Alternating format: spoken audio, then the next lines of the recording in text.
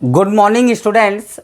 आज हम class 11th की यूनिट फर्स्ट सेट समुच्चय का लेक्चर नंबर 4 स्टार्ट कर रहे हैं।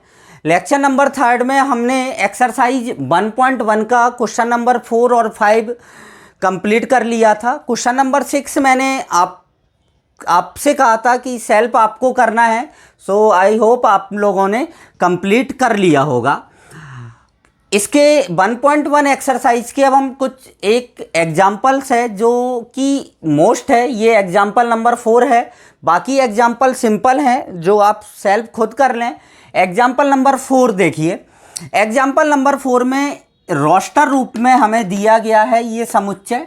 हमें समुच्चय निर्माण रूप में इसको निकालना है। इस क्वेश्चन में स्टूडेंट थोड़ा सा मिस्टेक करता है, ध्यान से देखें इस क्वेश्चन को। पहला है 1/2, दूसरा है 2/3, तीसरा है 3/4, चौथा है 4/5, पांचवा है 5/6 और छठा क्या है 6/7। आप इसमें ये देखें कि हर और अंश प्रत्येक अवयव में आप ये देखें कि हर जो है वो अंश से एक अधिक है।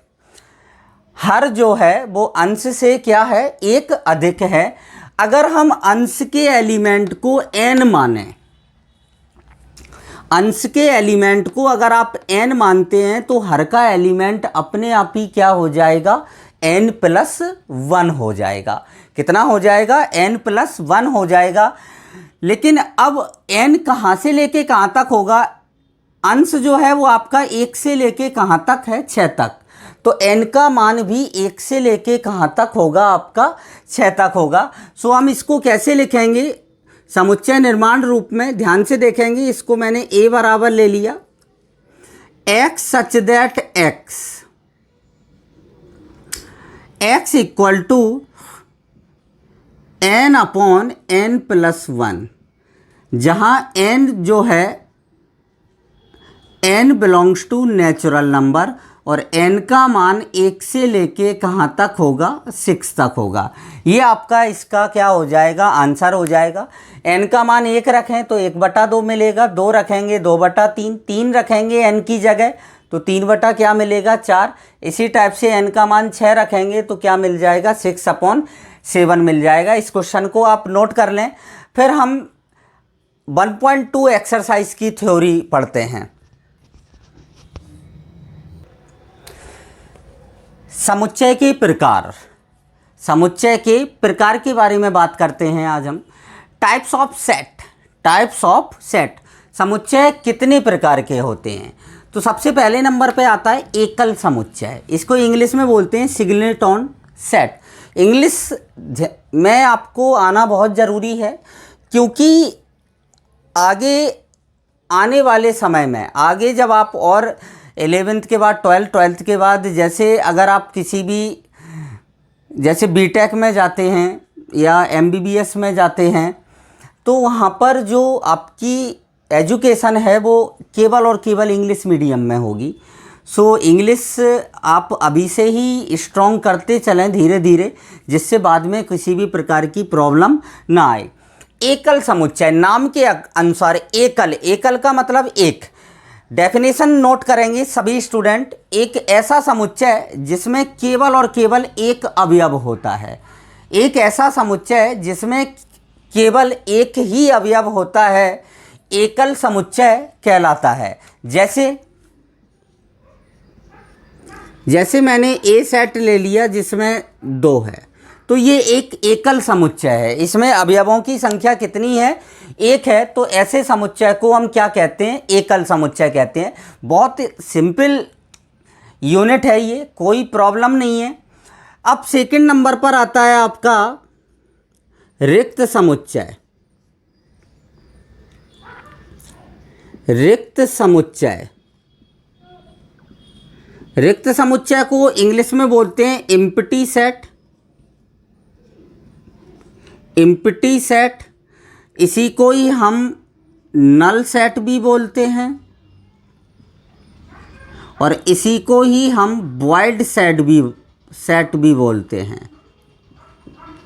एम्प्टी, नल और वॉइड सेट। रिक्त समुच्चय, रिक्त का मतलब क्या होता है? खाली। रिक्त का क्या मतलब होता है? खाली होता है। तो इसकी डेफिनेशन हम क्या लिखेंगे? वह समुच्चय जिसमें कोई भी अवयव नहीं होता है, वह समुच्चय जिसमें कोई भी अवयव नहीं होता है, ऐसे समुच्चय को हम क्या कहते हैं? रिक्त समुच्चय कहते हैं। क्या बोला मैंने? वह समुच्चय जिसमें एक भी अवयव नहीं होता है, ऐसे समुच्चय को हम क्या कहते हैं? रिक्त समुच्चय कहते हैं। ये याद रखना है। इसे या फाई से निरूपित करते हैं।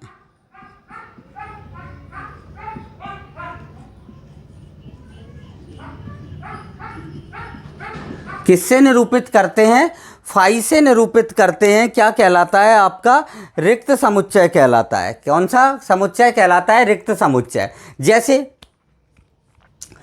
जैसे कोई, अगर हम एग्जाम्पल लेना चाहें तो एग्जाम्पल रिक्त समुच्चय का कोई एग्जाम्पल बताइए कि मैंने 5 से को उछाला और 5 से पर 6 से बड़ी संख्या आना।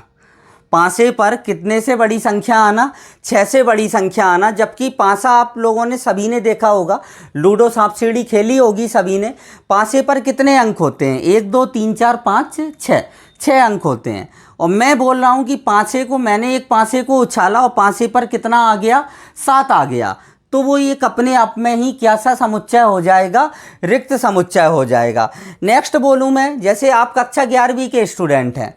मैंने कहा कि कक्षा 11वीं में कक्षा 12वीं के विद्यार्थियों का समुच्चय, तो आपकी क्लास में जो विद्यार्थी होंगे वो तो 11वीं क्लास के ही होंगे, 12वीं क्लास के तो पॉसिबल है नहीं। तो निश्चित बात है आपकी क्लास में कक्षा 12वीं के विद्यार्थियों का समुच्चय क्या होगा? एक रिक्त समुच्चय होगा। कैसा समुच्चय होगा? रिक्त समुच्चय होगा। तो ऐसे हम रिक्त समुच्चय के क्या दे सकते हैं? एग्जाम्पल्स दे सकते हैं। आप नोट भी कर सकते हैं इनको, जो मैंने बोला है।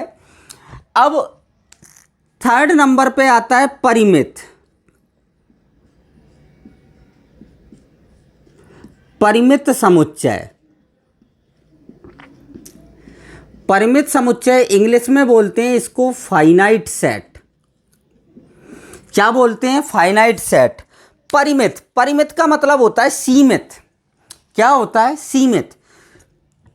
मतलब एक ऐसा समुच्चय जिसमें अवयवों की संख्या सीमित होती है। अवयवों की संख्या कैसी होती है? सीमित होती है। या एक ऐसा समुच्चय जिसमें हम अवयवों की संख्या को काउंट कर सकें, अवयवों की संख्या को क्या कर सकें? गिन सकें। तो ऐसे समुच्चय को हम क्या कहते हैं? परिमित समुच्चय कहते हैं। आपको सिंपल वे में डेफिनेशन क्या लिखना है? वह समुच्चय जिसमें अवयवों की संख्या सीमित होती है, परिमित समुच्चय कहलाता है। Finite set. हमेशा याद रखना, एक रिक्त समुच्चय परिमित समुच्चय होता है। रिक्त समुच्चय में अवयवों की संख्या सीमित है, कोई भी अवयव नहीं है। तो इसीलिए रिक्त समुच्चय एक कैसा समुच्चय होता है? परिमित समुच्चय होता है। जैसे अब एक एग्जाम्पल लेते हैं हम परिमित समुच्चय का। जैसे ए सेट लिखा मैंने 1 2 3 ... 99 और 100, इसमें 100 अवयव हैं, सीमित संख्या है। जैसे मैंने बी सेट लिखा AEIOU, ये भी कैसा है? परिमित समुच्चय है। हमेशा याद रखना, मैं आपको सिंगल तरीके मतलब इजी वे में बता देता हूँ। अगर लास्ट कर्ली ब्रैकेट के पास में एलिमेंट है, ... नहीं है अगर, तो वो परिमित होगा। और जिसमें ... आ जाता है और लास्ट में कोई अवयव नहीं होता है, वो कैसा हो जाता है? अपरिमित हो जाता है। तो ये कैसा समुच्चय है? आपका परिमित समुच्चय है। यहीं पर मैं आपको एक चीज़ और बताना चाह रहा हूँ, समुच्चय की कोटि। समुच्चय की कोटि कि जैसे कोई पूछे कि एक ही कोटि बताओ आप, समुच्चय एक ही क्या बताओ? कोटि। तो कोटि क्या होती है? किसी भी समुच्चय की, किसी समुच्चय में अवयवों की संख्या, किसी समुच्चय में अवयवों की संख्या उसकी क्या कहलाती है? कोटि कहलाती है। तो जैसे मैं लिखूं NA का मतलब होता है number of element in A, मतलब A में अवयवों की संख्या। तो ए में अवयवों की संख्या कितनी है? 100 है। मतलब ये इसकी क्या कहलाएगी? कोटि कहलाती है। समुच्चय की क्या कहलाती है? कोटि कहलाती है। अब जैसे इसकी कोटि क्या होगी? एन बी, इसमें कितने अवयव हैं? 5 अवयव हैं, तो इसकी कोटि कितनी होगी? 5 होगी। तो यही ये क्या कहलाता है? कोटि कहलाता है। किसी समुच्चय में अवयवों की संख्या उस समुच्चय की क्या कहलाती है? कोटि कहलाती है। आप समझ में आ गया होगा आपके। अब 4th नंबर पे आता है अपरिमित समुच्चय। अपरिमित समुच्चय, इसको इंग्लिश में बोलते हैं इनफाइनाइट सेट। क्या बोलते हैं? Infinite set. इनफाइनाइट आपने शब्द सुना होगा। इनफाइनाइट का मतलब क्या होता है? अनंत। इनफाइनाइट का क्या मतलब होता है? अनंत होता है। अब अनंत कितना होता है हमें नहीं मालूम, क्योंकि अनंत की डेफिनेशन क्या होती है कि इतनी बड़ी संख्या जिसको हम काउंट ना कर सकें, गिन नहीं सकें, या जिसका कोई अंत ना हो, तो वो क्या कहलाता है? अनंत। तो अपरिमित समुच्चय की डेफिनेशन क्या होगी कि वह समुच्चय जिसमें अवयवों की संख्या असीमित होती है, या वह समुच्चय जिसमें अवयवों की संख्या गिनी ना जा सके, ऐसे समुच्चय को हम क्या कहते हैं? अपरिमित समुच्चय कहते हैं। जैसे 1 2 3 4 dot dot dot dot dot. देखिए dot dot dot dot dot dot dot के बाद कोई भी एलिमेंट नहीं है, मतलब ये कैसा समुच्चय हो जाएगा? अपरिमित समुच्चय हो जाएगा। कैसा समुच्चय होगा? अपरिमित। मतलब अगर डॉट डॉट डॉट के बाद कोई एलिमेंट होता है यहाँ पर लास्ट में, तो ये कैसा हो जाता है? आपका परिमित हो जाता। सो ये आप समुच्चय के प्रकार, अभी 1-2 प्रकार और रह गए हैं इसके, आप इनको नोट करें, देन उनको डिस्कस करते हैं। अब आता है समान समुच्चय। समान समुच्चय क्या होता है? इक्वल सेट, इसको इंग्लिश में बोलते हैं इक्वल सेट। समान समुच्चय क्या होता है? दो समुच्चय ए तथा बी, दो समुच्चय ए तथा बी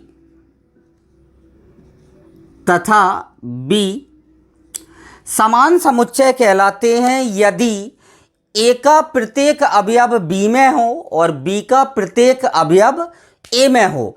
मतलब ऐसे दो समुच्चय जिनके अवयव समान हों, जिनके अवयव कैसे हों? समान हों, समान समुच्चय कहलाते हैं। आप डेफिनेशन कैसे लिखेंगे कि दो समुच्चय ए तथा बी समान समुच्चय होंगे यदि ए का प्रत्येक अवयव बी में हो एवं बी का प्रत्येक अवयव ए में हो, तो ऐसे समुच्चय को हम क्या कहते हैं? समान समुच्चय कहते हैं। कैसा समुच्चय कहते हैं?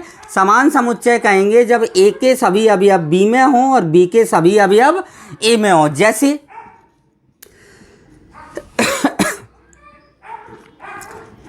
ए बराबर मैंने ले लिया 1 2 3 4 और बी बराबर मैंने ले लिया 2 4 3 1।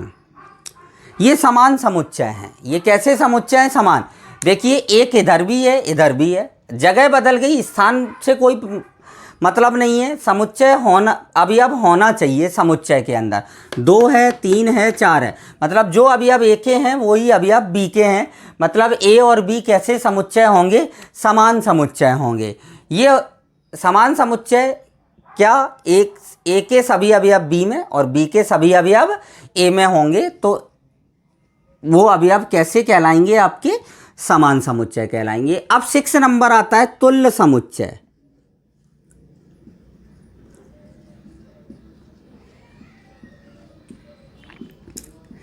तुल्य समुच्चय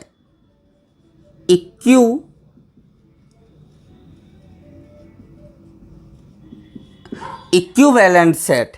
इक्विवेलेंट सेट कौन से होते हैं कि ऐसे दो समुच्चय जिनमें अवयवों की संख्या समान होती है। तुल्य समुच्चय, स्टूडेंट गलती कर लेता है कि समान और तुल्य को एक ही समुच्चय मानता है, परंतु ऐसा नहीं होता है। समान समुच्चय में अवयव कैसे होना चाहिए? समान होने चाहिए। परंतु तुल्य समुच्चय के लिए क्या होता है, ऐसे दो समुच्चय जिनमें अवयवों की संख्या कैसी होती है, समान होती है। ऐसे दो समुच्चय जिनमें अवयवों की संख्या कैसी होती है, समान होती है, ऐसे समुच्चय को क्या कहते हैं, हम तुल्य समुच्चय कहते हैं। डेफिनेशन लिख लेंगे सभी स्टूडेंट्स। ऐसे दो समुच्चय जिनमें अवयवों की संख्या समान होती है, तुल्य समुच्चय कहलाते हैं। प्रत्येक जो समान समुच्चय होता है वो तुल्य होता है। प्रत्येक समान समुच्चय कैसा होता है, तुल्य होता है। परंतु प्रत्येक तुल्य समुच्चय समान समुच्चय नहीं होता है। ये याद रखना है, बहुत मोस्ट बात है ये, कि समान समुच्चय तो तुल्य होता है, परंतु सभी तुल्य समुच्चय समान समुच्चय हों ये आवश्यक नहीं है, क्योंकि समान समुच्चय में अवयव समान होने चाहिए। अवयव समान होंगे तो निश्चित बात है अवयवों की संख्या भी समान होगी। इसमें भी कितने अवयव थे, 4 अवयव थे, और इसमें भी कितने अवयव हैं आपके, 4 अवयव हैं। तो अवयवों की संख्या भी समान है और अवयव भी समान है। संख्या भी समान है और अवयव भी समान है तो समान समुच्चय है। परंतु अवयव समान ना हो लेकिन संख्याएं समान हैं तो वो ऐसे समुच्चय क्या कहलाते हैं, तुल्य समुच्चय कहलाते हैं। मतलब जैसे एक कोई समुच्चय है जिसमें 1 2 3 4 एलिमेंट हैं, कितने हैं, एन ए इक्वल टू कितना आ जाएगा 4। और बी कोई समुच्चय है जिसमें हैं आपके ए बी सी डी, तो एन बी में भी कितने एलिमेंट हैं, 4 एलिमेंट हैं। मतलब अवयव समान नहीं है परंतु संख्या समान है, तो ऐसे समुच्चय क्या कहलाते हैं, तुल्य समुच्चय कहलाते हैं। कौन से समुच्चय कहलाते हैं, तुल्य। अवयव भी समान हो सकते हैं तो भी वो कैसा हो जाएगा, तुल्य हो जाएगा, क्योंकि प्रत्येक समान कैसा होता है, तुल्य होता है, परंतु प्रत्येक तुल्य समान हो यह आवश्यक नहीं है।